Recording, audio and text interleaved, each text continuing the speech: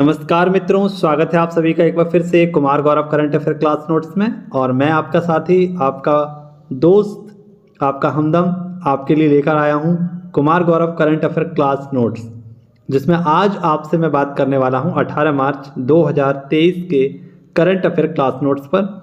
तो सभी साथी पूरे पेशेंस के साथ वीडियो को अवश्य देखना। आज की वीडियो काफ़ी ज़्यादा इंपॉर्टेंट है, क्योंकि आज मैं आपके लिए बहुत सारे तथ्यों के साथ साथ मैं आपको कुछ महत्वपूर्ण बातें भी बताने वाला हूं, और वीडियो के अंत में आपके लिए कुछ स्पेशल चीज़ भी लेकर आया हूं, जहां से आपके क्वेश्चन बनने वाले हैं काफ़ी ज़्यादा। तो कोई भी साथी वीडियो को ज़रा सा भी स्किप ना करे, पूरी वीडियो को अवश्य देखना, बहुत मज़ा आने वाला है। बहुत ही इंटरेस्टिंग वीडियो है आज की। ठीक है, तो आइए शुरुआत करते हैं पहले क्वेश्चन से। और पहले क्वेश्चन में आपसे पूछा गया है कि चौथे कोलंबो सुरक्षा कॉन्क्लेव का आयोजन।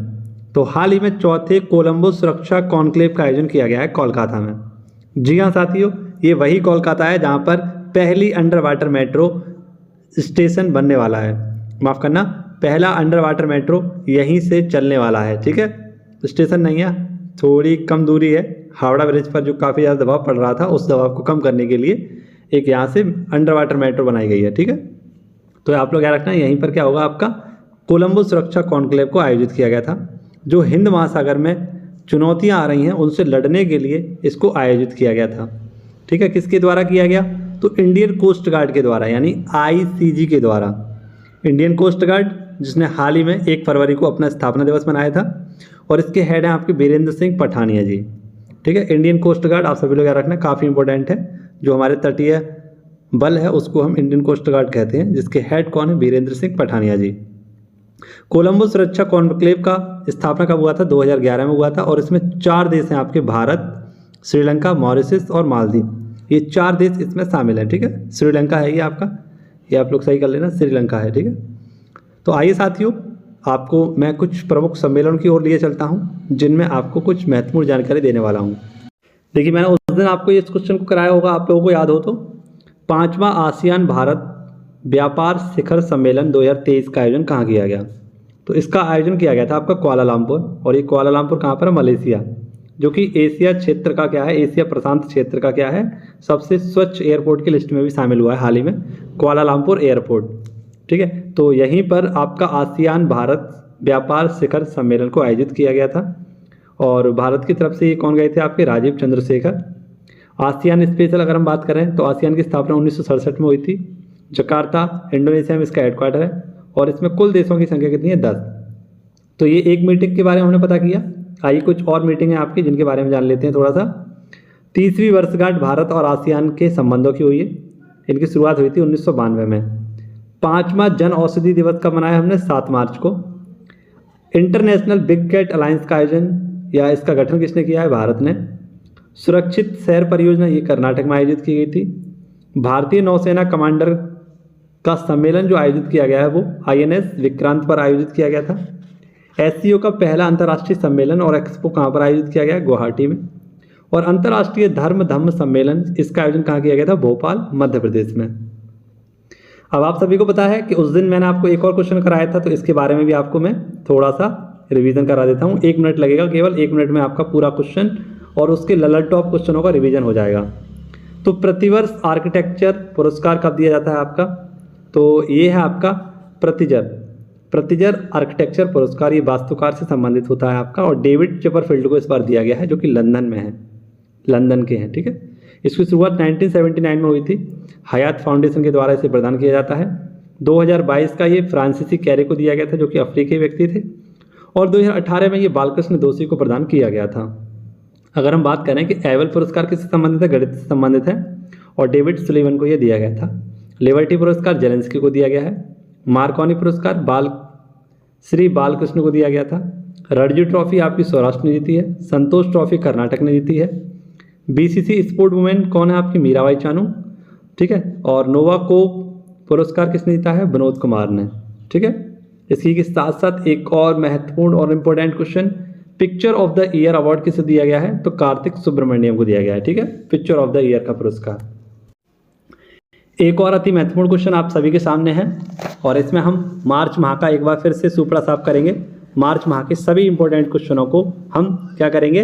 लगाएंगे और इनके सभी स्पेशल डे को याद करेंगे। ठीक है, देखिए पूछा गया है टीकाकरण दिवस।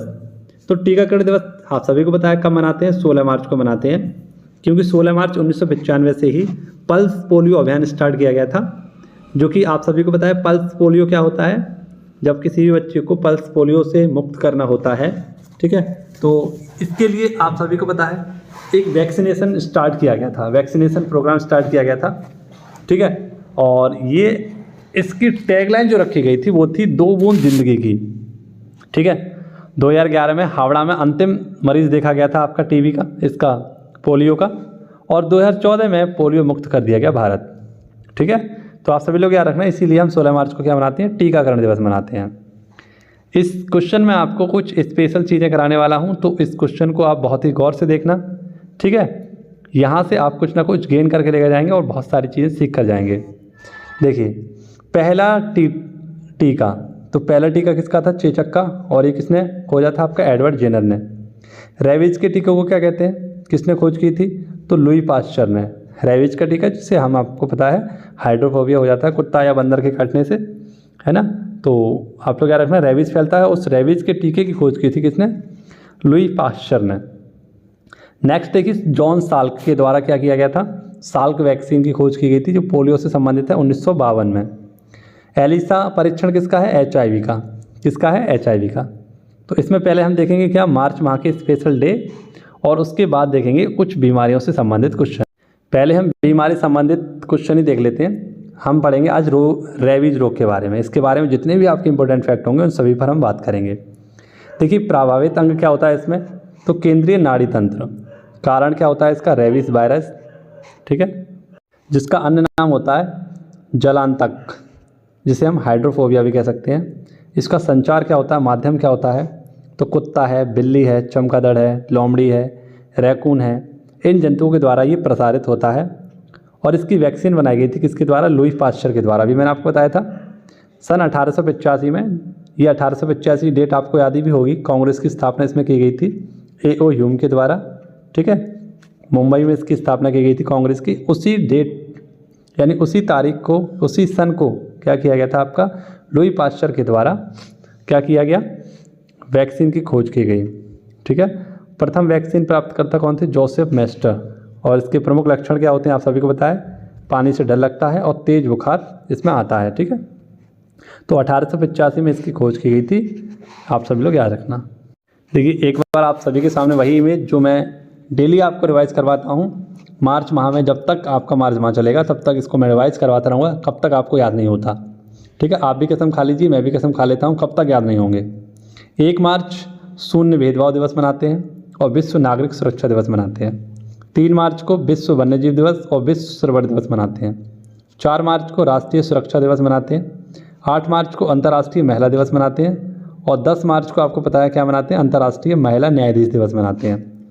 8 मार्च को अंतर्राष्ट्रीय महिला दिवस और 13 फरवरी को राष्ट्रीय महिला दिवस मनाते हैं। ठीक है, 14 मार्च को अंतर्राष्ट्रीय गणित दिवस मनाते हैं, जबकि 22 दिसंबर को राष्ट्रीय गणित दिवस मनाते हैं।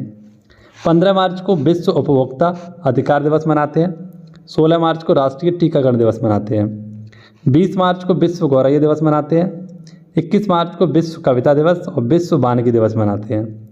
22 मार्च को विश्व जल दिवस मनाते हैं। 23 मार्च को विश्व मौसम विज्ञान दिवस मनाते हैं। और 24 मार्च को आपका टीवी डे मनाते हैं। और 27 मार्च को विश्व थिएटर दिवस मनाते हैं। तो ये आप सभी लोग याद करिए। देखिए याद करने का तरीका मैं आपको बताता हूँ। पहले आप लोग क्या करना, आज मार्च माह की जो भी गिनतियाँ लिखी हुई हैं उन गिनतियों को लिख लेना, केवल गिनतियों को लिख लेना। जैसे आपका 1 मार्च है, 3 मार्च है, 4 मार्च है, 8 मार्च है, 14 मार्च है, 15 मार्च है, 16 मार्च है, 20 मार्च है, 21 मार्च, 22 मार्च, 23 मार्च, 24 मार्च और उसके बाद 27 मार्च। और जितने भी आपको याद हुए हों डेट, उन डेटों को लिख कर देखना एक बार। जितनी आप लिख पाएँ वो अच्छी बात है, आपको याद हो चुके हैं। और जो आपको ना याद हुए हों उन पर बहुत ज़्यादा अगली बार आप फोकस करना, अगली बार पुनः से उनको लिख के देखना। और मुझे विश्वास है कि आपको इस तकनीक से बहुत अच्छी तरीके से याद हो जाएंगे सारे के सारे दिवस। इस क्वेश्चन में आपको RBI की कुछ प्रमुख क्वेश्चनों पर चर्चा कराऊंगा। ठीक है, तो क्वेश्चन को बहुत पेशेंस के साथ देखना। 18 देशों के बैंकों को रुपए में व्यापार करने की मंजूरी दी है RBI के द्वारा। ठीक है, इसमें क्या होगा, एक विशेष प्रकार का आपका बोस्टो अकाउंट होता है, इसको खोला जाएगा। ठीक है। और स्थानीय मुद्रा में यहाँ पर व्यापार करने के लिए इसकी शुरुआत की गई है। 18 बैंकों को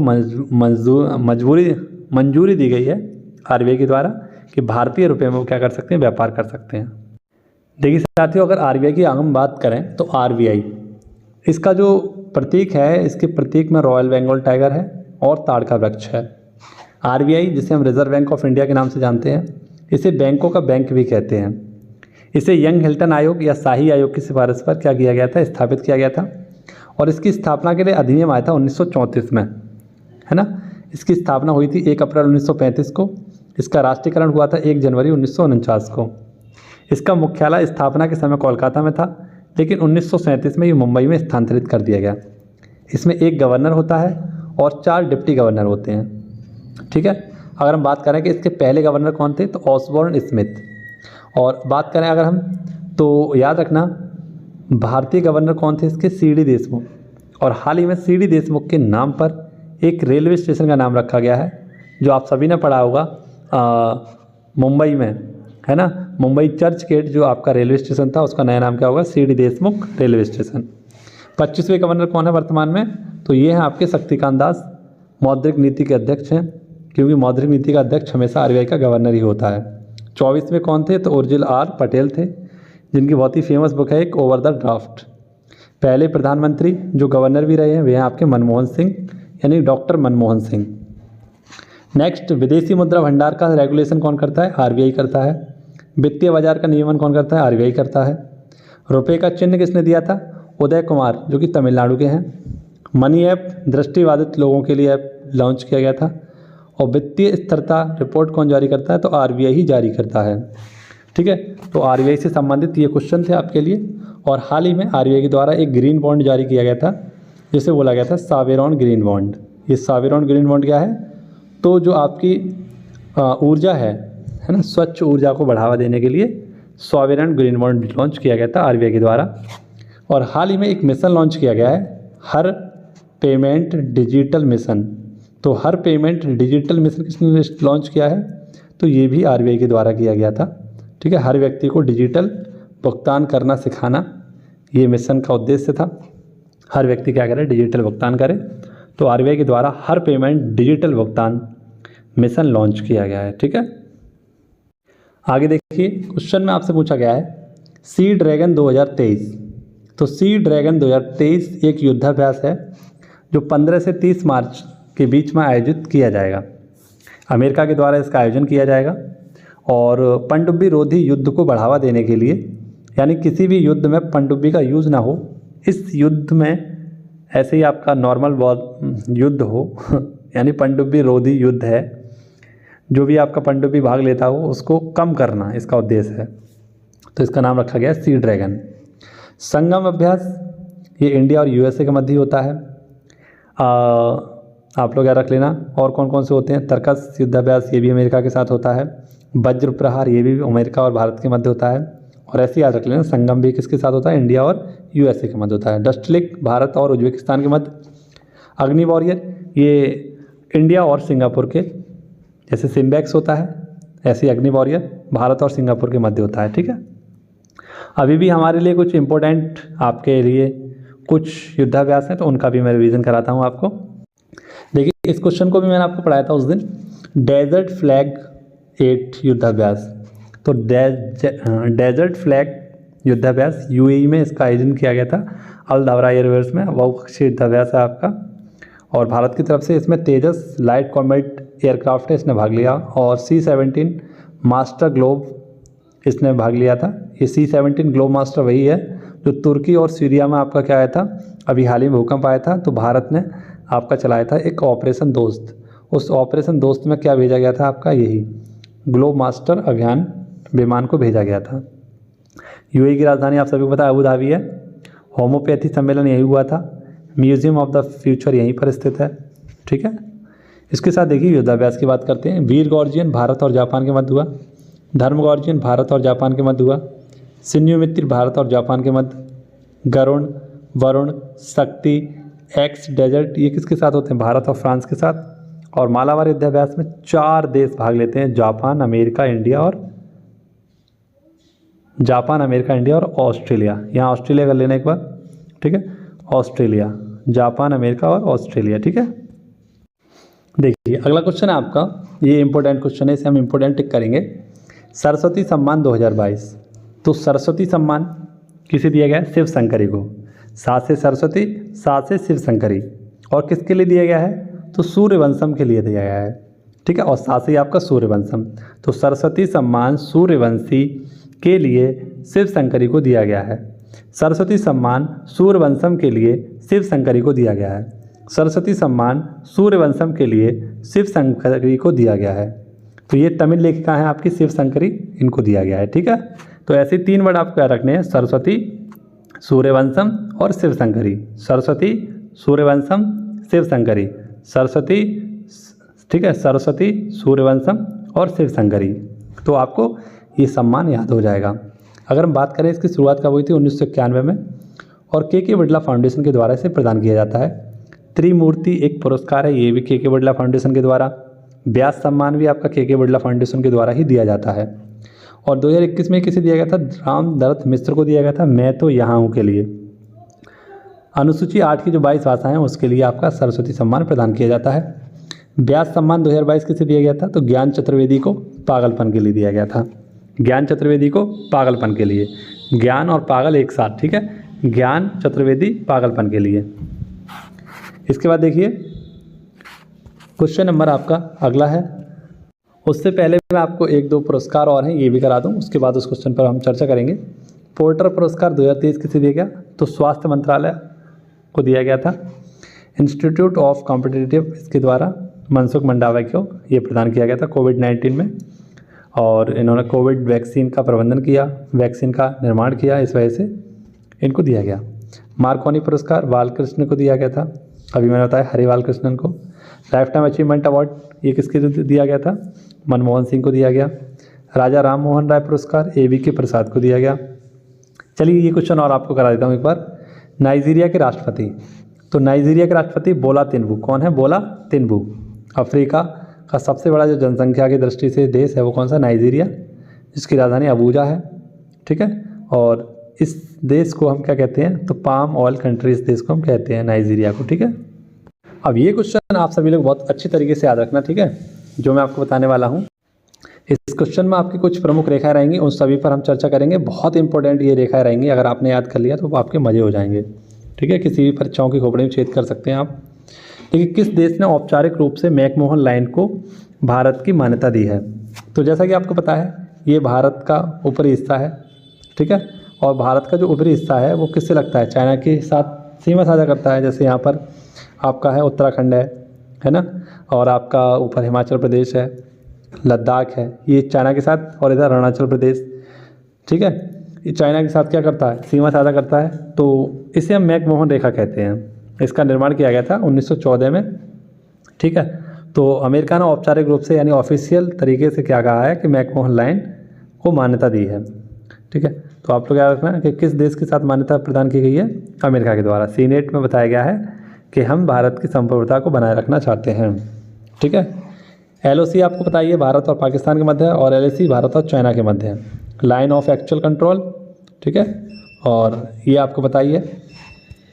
अगला क्वेश्चन देखिए, भारत को पड़ोसी देशों से विभाजित करने वाली कुछ रेखाएं हैं आपकी। जैसे डूरंड रेखा भारत और अफगानिस्तान के मध्य है, मैकमोहन रेखा भारत और चाइना के मध्य है, रेड क्लिफ रेखा भारत पाकिस्तान और भारत बांग्लादेश के मध्य है, ठीक है। इसके बाद कुछ जल चैनल हैं, ठीक है, जैसे 8 डिग्री चैनल भारत और मालदीव, ठीक है, यानी कि मालदीव और मिनिकॉय कह सकते हैं। 9 डिग्री चैनल मिनिकॉय और लक्षद्वीप को कह सकते हैं। 10 डिग्री चैनल अंडमान और निकोबार के मध्य है। ग्रेट चैनल इंड्रा पॉइंट और इंडोनेशिया के मध्य है। कोको जल संधि या अंडमान और कोको द्वीप म्यांमार के मध्य है। और पाक जल संधि आपको बताइए भारत और श्रीलंका के मध्य है। तो ये आप सभी के लिए इम्पोर्टेंट पॉइंट था। देखिए अगला क्वेश्चन है आपका, MSP पर सरसों और चने खरीदेंगे। तो MSP रेटों पर आप सभी को बताया सरसों और चने खरीदे जाएंगे राजस्थान से, किसके द्वारा? कृषि और किसान कल्याण मंत्रालय के द्वारा। आप सभी को पता है MSP न्यूनतम समर्थन मूल्य, फसल खरीद की गारंटी इसमें दी जाती है, और लागत का इसमें 1.5 गुना तक आपको दिया जाएगा। MSP निर्धारण कौन करता है? तो CACP के द्वारा इसको क्या किया जाता है, निर्धारण किया जाता है। तो आप लोग याद रखना, राजस्थान के चने और सरसों को खरीदा जाएगा एमएसपी मूल्यों पर। कैपिटल क्या है, जयपुर। सीएम कौन है, अशोक गहलोत। और गवर्नर है यहाँ के कलराज मिश्र। अब क्वेश्चन नंबर 8 देखिए, इसमें आपको जो इतने आपके जीपीटी स्टार्ट हुए थे उन जीपीटी के बारे में बताने वाला हूँ। एआई भाषा मॉड्यूल की नई पीढ़ी, एआई भाषा मॉड्यूल की नई पीढ़ी जीपीटी 4 की घोषणा तो हाल ही में किसने की है, आपको बताइए। चैट जीपीटी को अपडेट किया गया है, इसके टेक्स्ट और ग्राफिक्स को अपडेट किया गया है, ठीक है। इसकी राइटिंग और जो मतलब लेखों के शब्द थे उनको बढ़ाया गया है, किसके द्वारा, ओपन आई के द्वारा, ठीक है। तो आइए कुछ क्वेश्चन आपको कराए। देखिए ये वो क्वेश्चन है जो पीछे आप छोड़ चुके होंगे, लेकिन मैं पुनः से आपको रिवाइज करा देता हूँ। चैट जीपीटी संचालित एआई चैटबॉट लेक्सी पहली बार कहाँ लॉन्च किया गया। तो लेक्सी आप सभी को पता है किसका है, भारत का, ठीक है। इंडिया का वर्जन है लेक्सी चैट जीपीटी में। चैट जीपीटी अगर हम बात करें इसकी फुल फॉर्म क्या होती है, तो chat generative pre trade transformer, ठीक है। इसकी फुल फॉर्म होती है कृत्रिम बुद्धिमत्ता पर ही आधारित होती है आपकी। देखिए गूगल का क्या था, बोट चैट, गूगल का क्या था, बोट चैट, ठीक है। चाइना का क्या था, एर्नी, ठीक है, एनी या एर्नी कह सकते हैं। इंडिया का लेक्सी और माइक्रोसॉफ्ट का है आपका चैट जीपीटी, ठीक है, चैट जीपीटी। देखिए साथियों क्वेश्चन है आपका, अखिल भारतीय वन खेल प्रतियोगिता 2023 में ओवरऑल चैंपियन कौन रहा है, आपका छत्तीसगढ़, ठीक है। छत्तीसगढ़ में ही आपका गुरु घासीदास नेशनल टाइगर रिजर्व है, ठीक है, टाइगर रिजर्व। और याद रखना छत्तीसगढ़ के हाल ही में क्या हुआ था, आपके अखिल भारतीय वन खेल प्रतियोगिता का आयोजन चल रहा था पंचकुला हरियाणा में, 26वें नंबर के थे ये। तो छत्तीसगढ़ ने क्या किया है, 164 पदकों के साथ 11वीं बार शीर्ष स्थान प्राप्त किया है, ठीक है। तो याद रखना ये कहाँ पर हुए थे, आपके भारतीय वन खेल प्रतियोगिता छत्तीसगढ़ में, इसको जीत लिया गया है। पंचकुला हरियाणा में इसका आयोजन किया गया था। छत्तीसगढ़ की बात करें तो इसकी राजधानी है रायपुर, ठीक है, रायपुर इसकी राजधानी है। और इसकी स्थापना हुई थी 1 नवंबर 2000 में, कब हुई थी, 1 नवंबर 2000 को इसकी स्थापना हुई थी। मध्य प्रदेश से अलग हुआ था ये, याद रख लेना आप लोग। देखिए अगला क्वेश्चन है आपका, एग्री यूनिफेस्ट का उद्घाटन। तो एग्री यूनिफेस्ट का उद्घाटन बेंगलोर में किया गया है, कर्नाटक सांस्कृतिक उत्सव है आपका, एक कार्यक्रम है ये। नरेंद्र सिंह तोमर जो कि आपकी कृषि भारतीय अनुसंधान संगठन से संबंधित, और इसमें कुछ व्यक्ति रहेंगे, और नरेंद्र सिंह तोमर जो कि आपके कृषि मंत्री हैं ये इसमें शामिल रहने वाले हैं, ठीक है। तो ये क्वेश्चन आपको याद रखने हैं। अब देखिए आपको जैसे आपने देखा होगा थंबनेल पर कि मैं आपको कुछ क्वेश्चन कराने वाला हूँ आप ज्योग्राफी के, ठीक है। उससे पहले मैं आपको कुछ ऑपरेशन हुए थे उन ऑपरेशनों के बारे में बता देता हूँ। जैसे ऑपरेशन पोलो 1948 में हुआ था, हैदराबाद में हुआ था। ऑपरेशन विजय 1961 में गोवा और दमन द्वीप को, ठीक है, पुर्तगालियों से हमने अपने नाम किया था। ऑपरेशन ब्लू स्टार 1984 में पंजाब में आयोजित किया गया। मेघदूत 1984 में लद्दाख में। ऑपरेशन राजीव 1987 में लद्दाख में। ब्लू बर्ड 1987 मणिपुर में। ऑपरेशन पवन 1987 श्रीलंका में। कैक्टस काफ़ी इंपॉर्टेंट है 1988 में मालदीव। ब्लैक टोर्नेडो 2008 में मुंबई में, ठीक है। तो ये कुछ ऑपरेशन थे आपके, इनकी डेट और स्थान याद रख लेना आप लोग, कौन सा ऑपरेशन कहाँ पर आयोजित किया गया था और किसके लिए ये इंपॉर्टेंट था, ठीक है। देखिए आज आप स्टैटिक जीके में ये नोट करिए, जल का पीएच मान कितना होता है 7, दूध का पीएच मान कितना होता है 6.4, सिरके का पीएच मान 3, मानव रक्त का पीएच मान 7.4, नींबू का पीएच मान 2.4, NaCl का पीएच मान 7, ठीक है। शराब का पीएच मान कितना होता है 2.8, मानव मूत्र का 4.8 से 8.4 तक मानव मूत्र का पीएच मान होता है। समुद्री जल का पीएच मान 8.5 होता है। आंसू का पीएच मान 7.4 होता है, ठीक है। जबकि मानव की जो लार होती है उसका कितना होता है 6.5 से 7.5 के बीच में होता है, ठीक है। इसके बाद देखिए HCl का पीएच मान कितना होता है 0, H2SO4 का 1, सेब सोडा इसका कितना होता है 3, अचार का 3.5 से 3.9 के बीच, टमाटर का 4.5, केले का पीएच मान 4.5 से 5.2 तक, एसिड यानी वर्षा का 5 पॉइंट के आसपास होता है आपका। रोटी का पीएच मान 5.3 से 5.8 के बीच होता है। और लाल मांस जो आपने देखा होगा, लाल मांस, इसका पीएच मान कितना होता है? 5.4। ठीक है, तो ये कुछ पीएच वैल्यू थी आपके लिए जो आपको याद रखनी है। और आई होप आपको वीडियो अच्छी लगी होगी। जरा सी वीडियो अच्छी लगी हो तो वीडियो को लाइक ज़रूर करना, चैनल को सब्सक्राइब जरूर करना, क्योंकि आपके सब्सक्राइब के बिना कुछ नहीं हो सकता। आप लोग नहीं जुड़ेंगे, ठीक है, तब तक कुछ नहीं हो सकता। मुझे भी पढ़ाने में अच्छा नहीं लगेगा। आप लोग वीडियो को शेयर नहीं करते हैं, लाइक भी नहीं करते हैं, कोई कमेंट भी नहीं करते हैं मेरे लिए। तो ये सारे आपके ही काम हैं, आप लोग करिए, मुझे मोटिवेट करिए थोड़ा सा। मैं आपको बहुत अच्छा पढ़ाने की कोशिश करूँगा, नया करने की कोशिश करूँगा डेली। ठीक है, बस आप सपोर्ट कीजिए अच्छे से। मिलते हैं आप सभी से अगली वीडियो में। मस्त रहिए, व्यस्त रहिए, खुश रहिए और पढ़ते रहिए। जय हिंद, जय भारत, वंदे मातरम, भारत माता की जय।